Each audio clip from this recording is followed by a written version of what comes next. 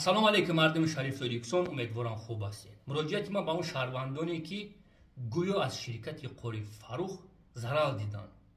ما مردم شریف یکسان طلب میکنیم که شما به نام جبردیدو خطی قوری فروخ در افیر ببرین صحبت کنین. همش معلوم میشه کی حق کی ناحق. ایزو نمیکشین در خونه خدا برآمده ایتا ماشین میفرستی. شما فکری ملت نمیکنین در بین دیگه ملت شما با نام حجیو نام توچکا پازده دستین با نام بلوگیرو یک فکر کنین.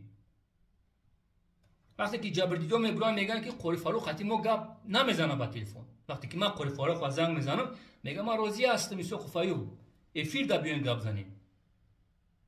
چی باید کار نمیکنین شما با نام بلوگیرو؟ برای پرسموتر، برای لایک شما اولیه برای کامنتاراتون بخونین نام توچکا شما پازده دستین. فویشوی یوتیوبی خویشتون میکنم. بسای ملت نپازدن در بین دیگه ملت ها. من طرفداری یگون شخصیت نیستم. من طرفداری حق هستم. در اینجا گلاونی میدونین کی است؟ سابق شرکتی مدینه تور 95% شکست خوردگی است. پول میته برآمده زیر قوری فروخ. شما جبردیدو دکازت کنین که قوری فروخ فهمتون که اگه شرکتش رنگ شرکتی سابق مدینه تور شکست میخوره. اینجا در گپ که اینجا یوردام کسی شرکتی زمزم زیر قوری فروخ بسیار سوالا هسته. امروز مدینه تور گفته سه که من چخه نشین من 10-15 نفر جبردیده ایمینه برای شرکتی زمزم